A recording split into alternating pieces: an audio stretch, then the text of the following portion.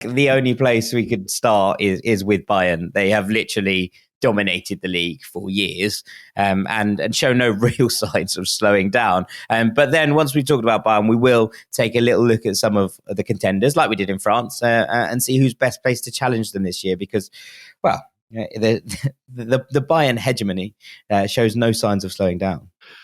Well, look, they won 9 titles in a row. I think we've all been guilty at different points over the last decade or so of maybe suggesting that this would be another team's year, and we've all been burned by that. I know I've done that a couple of times with Dortmund, a couple of people that would have done it with Leipzig and a few others as well, but Bayern typically just get the job done. So it's very difficult to believe until you see it that it can possibly happen again, but you need to take your cue from last year where Juventus finally didn't win the title in Italy. To know that it is possible, things can change. But I mean, Bayern have had a relatively, well, it's been a very quiet summer, really, isn't it? I mean, I say that because Dayot Upamecano was secured from Leipzig back in about February or March, so he didn't even move in the summer. So what have they done? They've re-signed a backup goalkeeper, Sven Ulreich, who Bayern fans will know very well. He's been back up there for on and off for a number of years, and they've signed a left back from Reading. Omar Richards. So that's it. Like that's the sum total of what they've done, and that they've lost David Alaba and Javi Martinez and Jerome Boateng. So they've got weaker at centre back, if not in experience, then definitely in terms of talent as well. So for Bayern, with Nagelsmann coming in with a lot to prove, having won nothing, I think, in his career so far, apart from a couple of admiring glances for managing to get into the managerial game so young. And pretty good fashion sense as well at points. This is a real test for them. This is a real test. I think Bayern have been affected in the coronavirus market just as badly as anybody else. They haven't really been able to manoeuvre. They haven't really been able to build on the squad. And coming off this Hansi Flick high is going to be a challenge for them. And it's going to be very interesting to watch Upamecano dropped into this team. And said, right, off you go. Like, new defensive line. Let's see what you've got. It's a risk, and I think it does definitely open this race out a little bit. There's definitely an element of fear, you'd imagine, for Bayern fans, because the last time somebody not directly within the Bayern structure took over this job in either Niko Kovac, and bear in mind, Niko Kovac was a Bayern player and knew the club well, tried to kind of change things up, tried to shake the dressing room up, and was out, well, on his arse within a couple of months, frankly. Now, we know that Niko Kovac is a good manager. We've seen what he's done at Frankfurt. We've seen what he's done at Monaco. We know that Kovac is a good coach.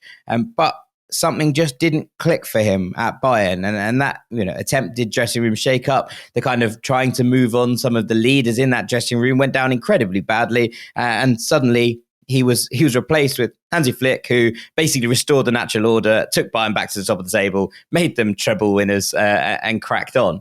Now, is there a worry that something similar could happen here with Nagelsmann, because he is not the same profile or type of coach that Bayern have seen before? I guess you can always be worried about that. It's interesting. You said there will be some fear among the Bayern fans. And then I immediately thought, do they ever actually get scared of anything? Like, the dominance has been so clear. I always wonder about that with that particular fan base. Like, they're top dogs and then some. Do they ever actually get genuinely scared? But yeah, I mean, it's a fair comment. And Nagelsmann, as I say, hasn't necessarily got much of a winning pedigree. He's very, very young. We know that this dressing room can be a challenging one to step into. Niko Kovac came out the wrong side of it. There is always a risk that any manager can come out the wrong side of it. And if it does start badly, then you never really quite know with Bayern. But what I would say in response to that is they have the best team. They have the best players, and they have the best number 9 in world football. And does that not lump the pressure up? I just think it's a get-out clause. I just think, like, even under Kovac, when Bayern were actually like quite a big wreck, they'd play really badly and just win 3-2 because Lewandowski scored a hat-trick. And it sounds so basic and boring, but he is a genuine get-out clause there. And look, the other clubs that we can come on to have made some good moves, got some good players.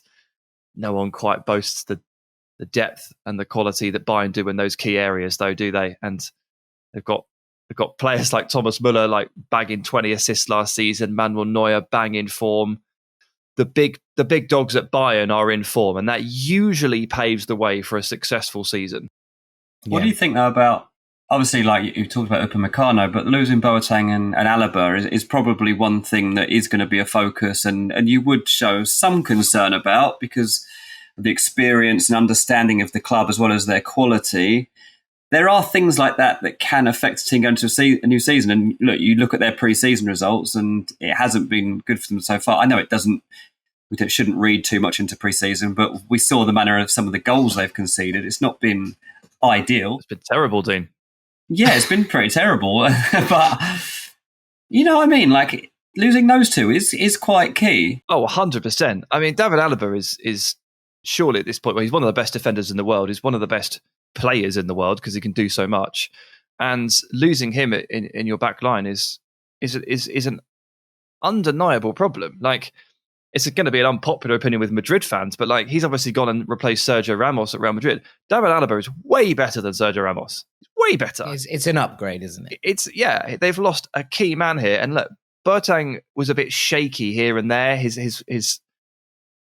He had a renaissance and he played very well in the treble-winning season, of course. But he was a bit up and down, and the injuries caught up, and he was a bit mistake-prone. But having a player like that who won the treble back in 2013 and then came back and won it again in 2020, losing those kinds of players is a massive problem. And they have to step forward now, and they have to look at, like, Lucas Hernandez, who they spent so much money on to step forward into this line. They need to look at Upamecano. He needs to come in and assume the mantle. You've got Nicolas Sula knock it around as well. The line isn't what it was. It just isn't. So that heaps the pressure on Nagelsmann even more, I'd say, to get the system right, to maybe recover from that and just keep pounding away at teams and make sure that any frailties there aren't necessarily felt as hard.